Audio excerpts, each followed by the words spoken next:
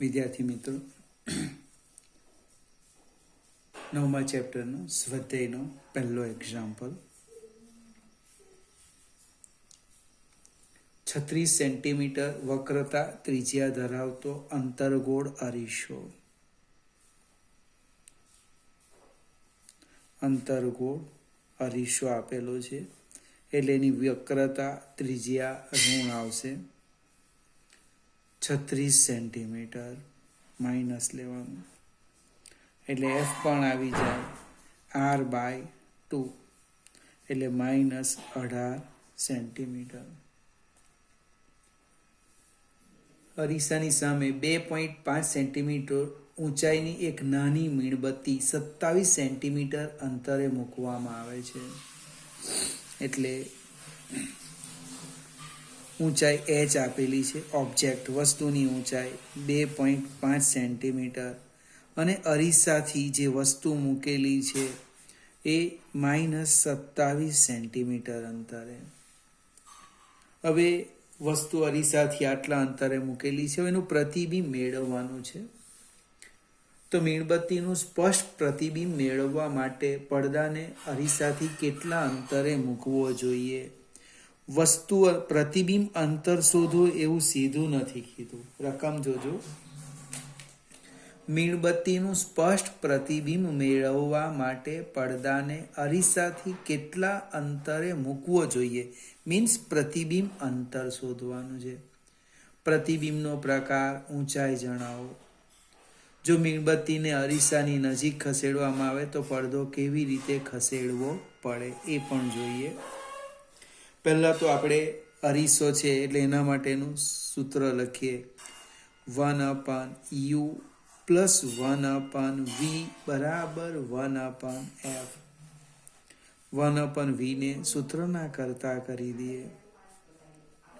1/f - 1/u કિંમત મૂકી દઈએ. 1/v બરાબર 1/-18 -1/-27. હવે દરેક વ્યક્તિ પોતાની રીતે સાદું રૂપ આપે.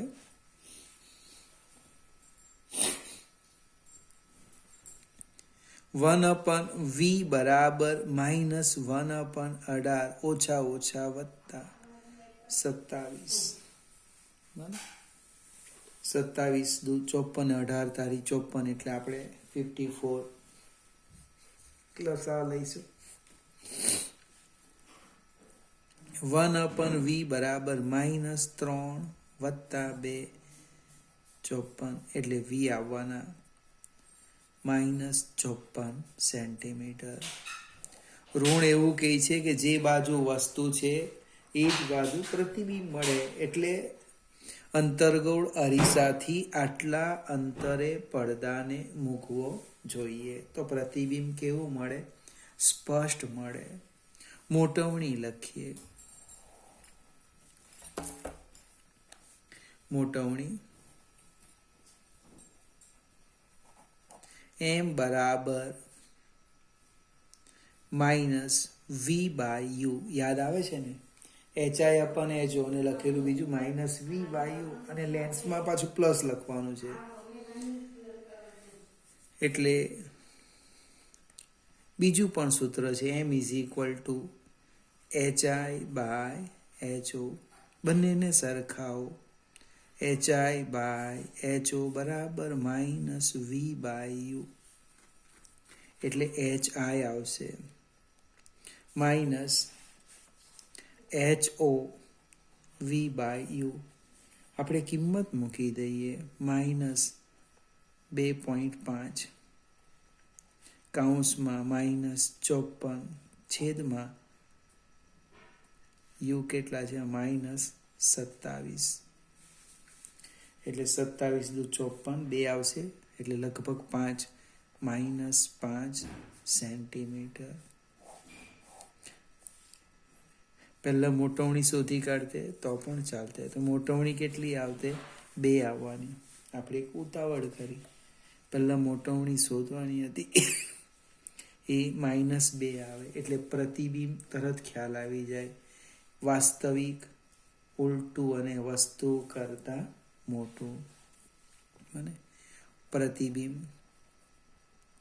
એક જે બાજુ વસ્તુ છે એ બાજુ મળે એટલે વાસ્તવિક. HI ઋણ આવ્યા એટલે ઉલટું. અને 2.5 હતું એના કરતાં 5 મોટા છે એટલે કેવું? વસ્તુ કરતાં મોટું.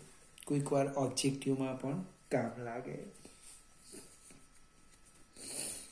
બીજો એક્ઝામ્પલ, હજુ એક પ્રશ્ન છે અંદર કે પ્રતિબિંબનો ભાવ, જો મીણબત્તીને અરીસાની નજીક લઈ જવામાં આવે એટલે આગળ પણ લગભગ મેં તમને શીખવેલું છે. C થી દૂર, C અને F વચ્ચે એ રીતે મેં શીખવ્યું હતું. આ F લઈએ, આ C લઈએ. હમણે જે વસ્તુ છે એ 27 સેન્ટીમીટર, 27નો અર્થ આ 18 છે અને આ 36 છે. એ F અને C ની વચ્ચે છે અહીંયા. હવે વસ્તુને જો તમે અરીસા તરફ લઈ જાઓ તો પ્રતિબિંબ એનાથી દૂર જાય. અને વસ્તુ કોના તરફ જવાની? વસ્તુ મુખ્ય કેન્દ્ર તરફ. તો લખવાનું પ્રતિબિંબ કોના તરફ થાય? અનંત અંતર તરફ. એટલે પડદાને આપણે અરીસાથી દૂર ખસેડવો પડશે. જેમ જેમ આ વસ્તુ આમ જશે તેમ પડદો આમ આવશે. ફરીથી આકૃતિ દેખાતી નહોતી. આ આપણો અરીસો છે, FC લખ્યું. કેન્દ્ર લંબાઈ 18 છે એટલે એની ત્રિજ્યા 36. U તમારું ક્યાં છે? F અને C ની વચ્ચે. હવે વસ્તુને જો તમે અરીસા તરફ લઈ જાઓ, અરીસા તરફ, તો પ્રતિબિંબ અરીસાથી દૂર જાય એટલે પડદાને એનાથી દૂર ખસેડવાનો. વસ્તુ અરીસાથી દૂર લઈ જાઓ એટલે આમ લઈ જાઓ તો પ્રતિબિંબ આપણે પડદાને કોની તરફ લેવાનો? અરીસા તરફ ખસેડવો પડે. બને ઓબ્જેક્ટિવમાં કામ લાગે. આકૃતિની મદદથી આ સમજી લેવાનું. જો અરીસા તરફ જાઓ તો પ્રતિબિંબ અરીસાથી દૂર, ખ્યાલ આવશે ને? અનંત અંતર તરફ. અને વસ્તુ અરીસાથી દૂર લઈ જાઓ તો પ્રતિબિંબ અરીસા તરફ, એટલે પડદાને અરીસા તરફ ખસેડવો. ફરીથી બીજો એક્ઝામ્પલ,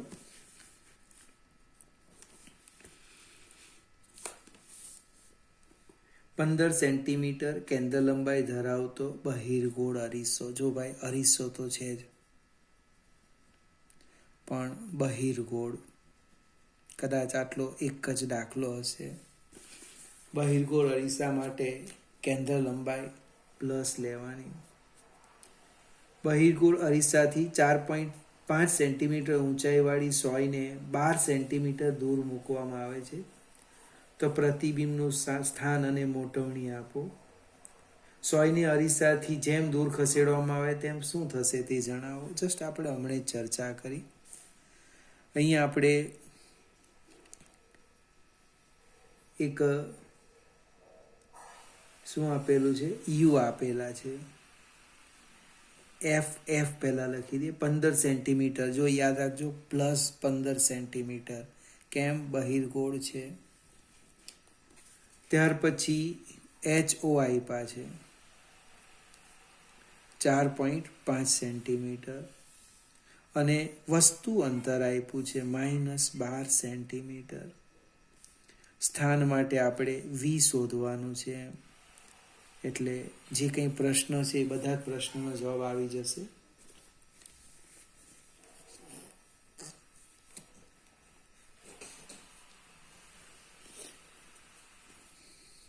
(1/f) અથવા 1/u પ્લસ 1/v બરાબર 1/f.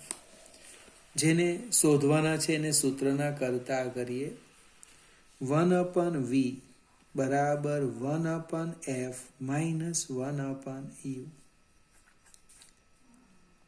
કિંમત મૂકો. 1/v બરાબર 1/f 15 માઇનસ 1/-12. ઓછા ઓછા વત્તા થવાના. એટલે 1/v બરાબર 1/15 પ્લસ 1/12. લસા આપણે 60 લઈ લઈએ તો શું થાય? જો 15 ગુણ્યા 4 એટલે 4 વત્તા 5/60 એટલે 5 ને 4 9 એટલે વી આવવાના. જો ઉલટાવી કાઢો 60/9 સેન્ટીમીટર, અથવા તો સાદું રૂપ આપીએ પ્લસ 6.67 સેન્ટીમીટર. પ્રતિબિંબ અંતર પ્લસ છે, પ્લસ એનો અર્થ આ જે પ્રતિબિંબ છે એ અરીસાની પાછળ મળે, આભાસી અને ચત્તુ. આ પ્લસ શું કે આ પ્રતિબિંબ ક્યાં મળવાનું? અરીસાની પાછળ અને આભાસી અને ચત્તુ. હવે મોટવણી શોધવા કીધું છે તો બાજુમાં થોડી જગ્યા છે, આપણે અહીંયા જ ગણતરી કરી દઈએ. મોટવણી m બરાબર -v/u માઇનસ v તો કે 60/9 u -12 એટલે લગભગ ઓછા નીકળી જવાના. એટલે સાદું રૂપ આપીએ 60/9 ગુણ્યા 12.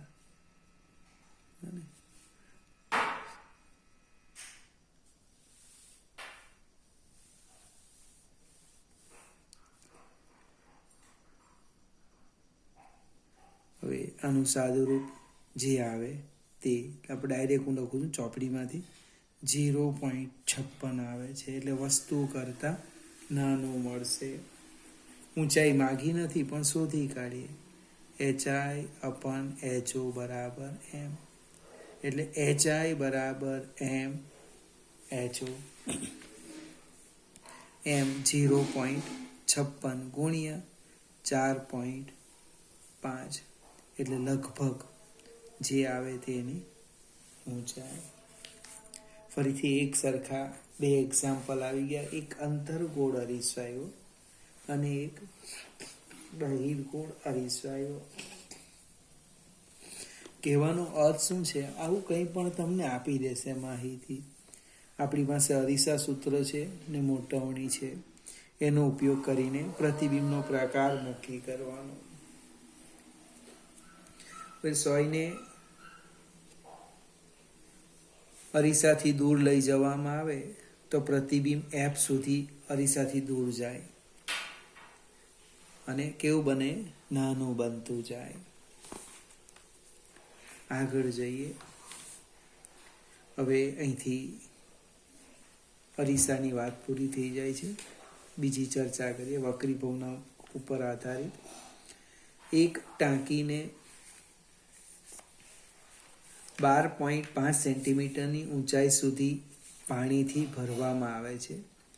ટાંકીના તળિયે રહેતી સોયની આભાસી ઊંડાઈ માઇક્રોસ્કોપ વડે માપતા તે 9.4 સેન્ટીમીટર મળે છે. પાણીનો વક્રીભવનાંક કેટલો હશે? જો 1.63 વક્રીભવનાંક ધરાવતા પ્રવાહીને પાણીને બદલે તેટલી જ ઊંચાઈએ ભરવામાં આવે તો સોય પર ફરીથી માઇક્રોસ્કોપને કેન્દ્રિત કરવા માટે તેને કેટલા અંતરે ખસેડવું પડે? હવે હું તમને મારી રીતે આ દાખલો ગણાવું છું, જક સમજવા પ્રયત્ન કરજો. આ આપણે એક પાત્ર લઈ લીધું જેની તમને ઊંડાઈ કે ઊંચાઈ આપી છે 12.5 સેન્ટીમીટર. એને આપણે HO કહીએ. હવે શરૂઆતમાં પાણી ભરેલું છે, પાણી, અને અહીંયા તળિયામાં એક સોય મૂકી છે. આ સોય છે. એનું આપણે અવલોકન કરવાનું છે. ક્યાંથી કરવાના?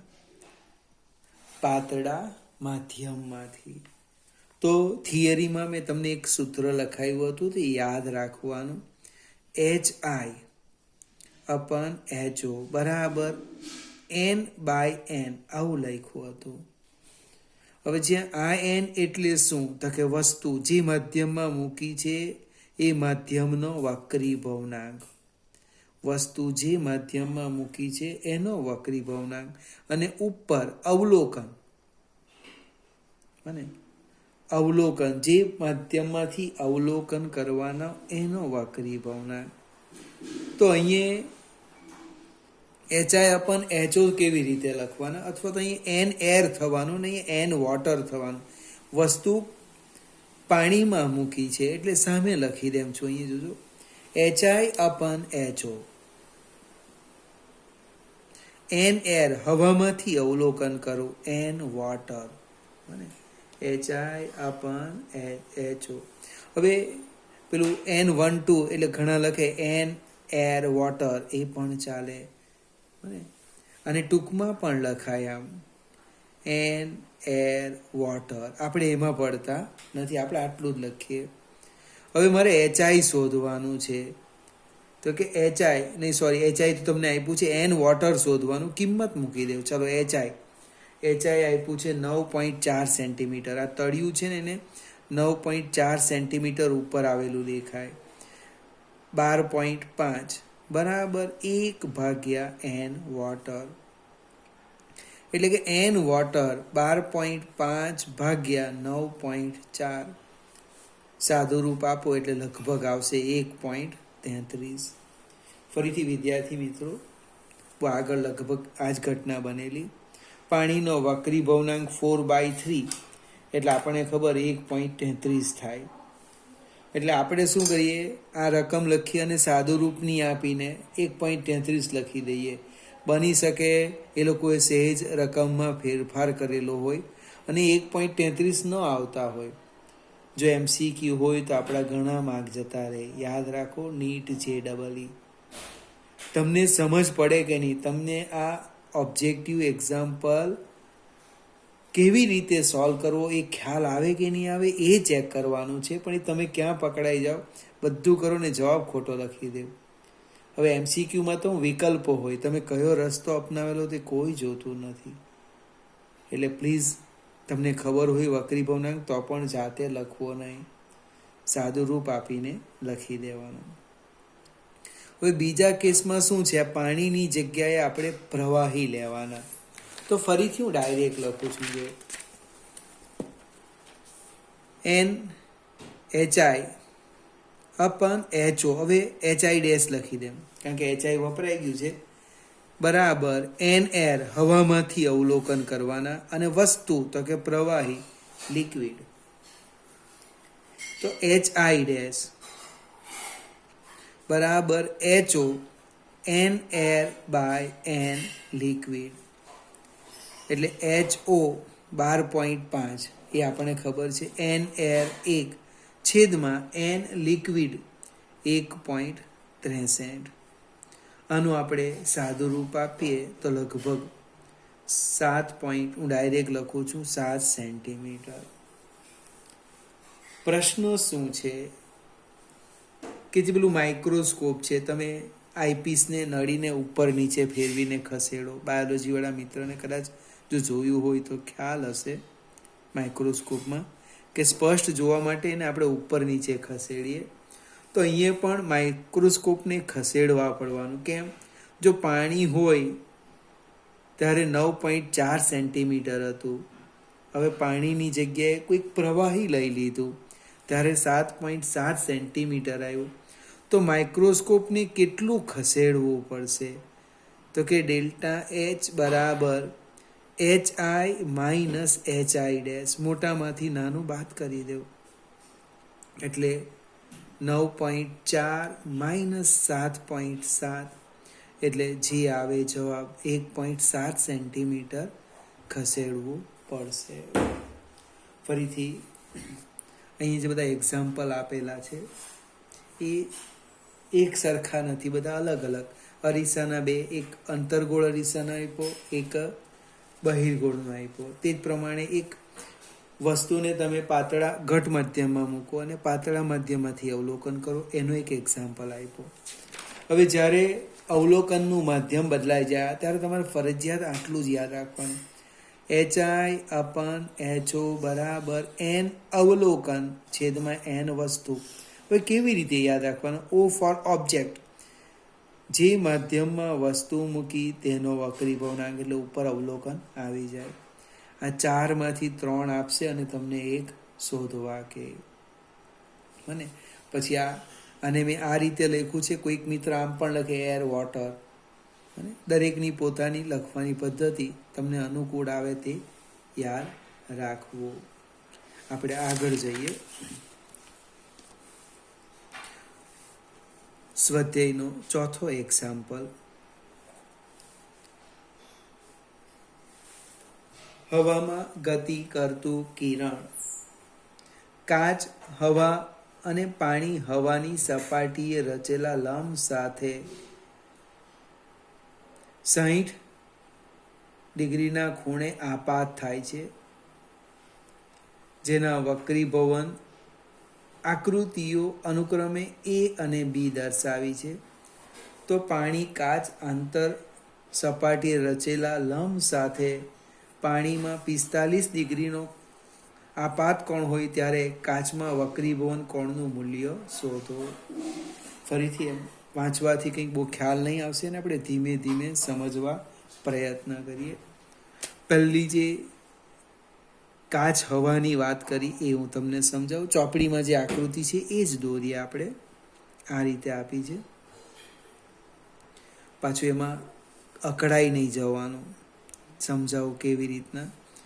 અહીંયા ચોપડીમાં હવા લખેલું છે અને અહીંયા કાચ છે. આપણે જનરલી ઉપર હવા લઈએ, નીચે કાચ લઈએ. આ લંબ છે અને કિરણ આમ આપેલું છે. પાતળામાંથી ઘટ મધ્યમાં એટલે આમ બતાવ્યું છે. આ ખૂણો અંદર શબ્દમાં લખીને આપણો છે 60 ડિગ્રી ને આ લખેલું છે 35 ડિગ્રી. કોઈક બિંદુનું નામ આપી દઈએ, ધારો કે P. તો આપણે કાચનો વક્રીભવનાંક શોધીએ. કેવી રીતે? જો આ હવા છે એટલે n એર લખું, અહીંયા n ગ્લાસ લખું, અને એટલે n એર sin 60 સીધું જ લખું છું, n ગ્લાસ sin 35. આ આપાત કોણ, કિરણ આમ જાય છે, આમ એરો બતાવો. આ શું છે? આપાત કોણ છે. એટલે n એર તો 1 છે એટલે n ગ્લાસ બરાબર શું થવાનું? sin 60 છેદમાં sin 35. હવે sin 60 તો શોધી કાઢવાના. sin 35 એટલે નેચરલ સાઇન જોવું પડશે, જે ખરેખર આપણે શીખા નથી. sin 60 એટલે નેચરલ સાઇન તમે જોજો. sin 60ની બાજુમાં જે 0 ડિગ્રી છે એમાં જોવાનું. તો આપણે √3/2ની જગ્યાએ લખીએ 0.8660. સેમ નેચરલ સાઇન શોધો. નેચરલ ટેન્જન આવશે તેમ નેચરલ સાઇન એમાં 35 પર જો 0.5736 આવશે. એટલે એનું સાદું રૂપ આપીએ તો 1.51 આવે. કોણ? n glass. હવે બીજી આકૃતિ જે આપી છે એની વાત કરું. સેમ આ જ આકૃતિ છે પણ જરા ગૂંચવાઈ જવાય. કેમ? આપણે ટેવાયેલા એવી રીતના ને હવા કાચ. મને અહીંયા લખેલું છે, લંબ દોરી દઈએ. આ લંબ જો, આ કોણ છે? લંબ. અહીંયા કોણ? હવા. અહીંયા લખ્યું પાણી. બંનેમાં જે આપાત કોણ છે એક સરખો છે. આપાત કોણ 60 ડિગ્રી આમ જાય છે. પાતળામાંથી ઘટમાં એટલે લંબ તરફ મને અહીંયા ખૂણો આપેલો છે 47 ડિગ્રી. હવે આનો ઉપયોગ કરીએ આપણે અને પાણીનો વક્રીભવનાંક શોધી કાઢીએ. ફરીથી આ આ લખ્યું હવા કાચ. આજે આપણે ચર્ચા કરીએ હવા કાચ. અહીંયા લખી દઈએ હવા અને પાણી. કિરણ હવામાંથી પાણીમાં જાય છે એટલે એન એર, સ્નેલનો નિયમ. આ બિંદુ પાસે પી બિંદુ નામ આપ, સ્નેલનો નિયમ. N air sin 60, n water sin 47. હવે એન એર તો 1 છે, અહીંયા કોમન લખી દે. N air is equal to 1. હવાનો વક્રીભવનાંક 1 એટલે એન વોટર બરાબર sin 60 divide by sin 47. sin 60 just હમણે જ લખ્યું 0.8660. sin 47 એ આપણે નેચરલ સાઇનમાં જોવું પડશે એટલે 0.6561. જો અહીંયા બહુ સરસ મજાની ચર્ચા આવી. એન વોટર આવે છે 1.32 અને આપણે લખીએ 1.33. મેં તમને હમણાં જસ્ટ વાત કરીને સાદુરૂપ આપી, જે આવે એ જ લખવાનું.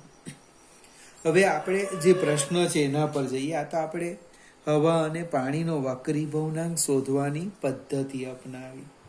હવે ખરેખર શું છે તો ફિગર જોઈએ. અહીંયા પાણી છે અને અહીંયા કાચ છે.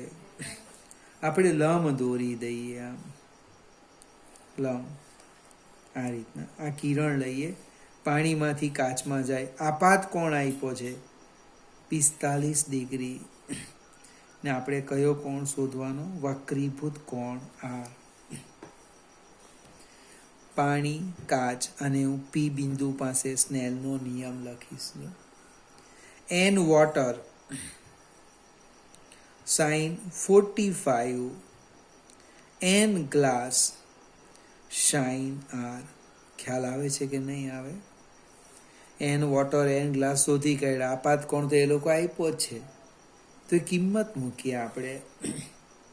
કિંમત મૂકીએ એટલે શું થશે? અહીંયા બાજુમાં જ લખું છું. જો અહીંયા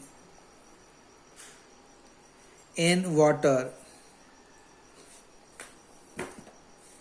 1.51, sin 45 નેચરલ સાઇન જો, અથવા સામે જતા રહીએ. આપણે સાઇન આર શોધવાના છે, એને સૂત્રના કરતા કરી દો. એટલે n water by n glass ગુણ્યા સાઇન 45 એટલે 1.32 divide by n water n glass 1.51 ગુણ્યા સાઇન 45 નેચરલ સાઇન જો 0.7071. કેલ્ક્યુલેટરે સાદું રૂપ આપે એટલે 0.6181. હવે નેચરલ સાઇનમાં સાઇન 45 ખૂબ સરળતાથી જોવાય. 45ની બાજુમાં 0 ડિગ્રીમાં જે કિંમત લખી તે લખી દીધી. અહીંયા ઊંધું કરવાનું છે. નેચરલ સાઇનમાં કયા સ્થાને આ કિંમત છે એને અનુરૂપ આ ધારો કે આ સ્થાન આવે તો આ બાજુ ડિગ્રી લખી હશે. અહીંયા જે ડિગ્રી આવે એ ડિગ્રી અને ઉપર મિનિટ હશે, મિનિટ એ લખવાનું છે. અને એક બાજુ ડિગ્રી. અહીંયા ધારો કે 0.6181 જેની નજીક હોય, એક્ઝેક્ટ ન પણ આવે તો એ આ ખાનામાં છે, તો એની રૂપ તમે આ બાજુ જાઓ તો ડિગ્રી આવશે અને ઉપર શું આવશે? મિનિટ આવશે. મારી પાસે હાલમાં અહીંયા ક્લોક એક મિનિટ આ રીતે છે. આ નેચરલ સાઇન છે. જો નેચરલ સાઇન તો 0. આપણો પ્રશ્ન છે કે 6181. તો આમાં જોતા જાઓ. 0.5 0.5555 આ જો 6 આવી ગયો. 61 જો 61 0.81 એટલે જો આ 84 છે અથવા આ લઈ લો 0.6170 ના આપણું છે 81, તો આપણે ડિફરન્સ લઈ લઈએ, 11 ઉમેરીએ, 70માં 11 ઉમેરીએ તો કેટલા થાય 81, એટલે આ જે છે આવે આ એમાં તમે ડિગ્રી જો અહીંયા કેટલી છે 38 ડિગ્રી, બરાબર. એની ઉપર મિનિટ જો કેટલી છે 6 અને બીજી 5 ઉમેરવાની. હવે અહીંયા મને 5 ઉમેરો એટલે 6 ને 5 11. ખ્યાલ આવશે કે નહીં આવે? કેવી રીતના 6170 વત્તા અહીંયા તફાવત આપેલો છે 11, એટલે એની અંદર આપણે 11 ઉમેરીએ તો આપણને શું મળે 6181, એટલે જવાબ આવ્યો 38 ડિગ્રી. 6 વત્તા 5 11 મિનિટ. અહીંયા આપણે જવાબ લખી દઈએ કેટલો 38 ડિગ્રી 11 મિનિટ. થોડું ઘણું વેરિએશન આવશે પરીક્ષામાં, કદાચ લોગ ટેબલ તમને ન પણ મળે એટલે આવો દાખલો નહીં પૂછાય, પણ તમને આ જોતા આવડવું જોઈએ. જો આપણે sin 60 જોયું ને, તો એ કેવી રીતે જોયું તે સમજાવો. અરે sin 60 જો અહીંયા છે ને, તો ઉપર લખેલું છે 0 ડિગ્રી, એટલે બાજુમાં જોઈ લીધું 0.8660. sin 45 હમણાં જ લખ્યું 0.7071. આ તમારી પાસે નેચરલ ટેન્જન્ટ છે સાઇન, એની જુદી જુદી કિંમત લઈને ચેક કરવાની. ધારો કે 0.7716 તો આવ્યું અહીંયા છે જો 0.7716, તો એને અનુરૂપ કેટલી ડિગ્રી 50 ડિગ્રી. અહીંયા જોવાનું ઉપર મિનિટ લખેલી છે 30 મિનિટ. ફરીથી થોડી પ્રેક્ટિસ કરજો મિત્રો, પરીક્ષાની દ્રષ્ટિએ નહીં પણ કામ લાગે, બને એટલે સમજી લેવાનું.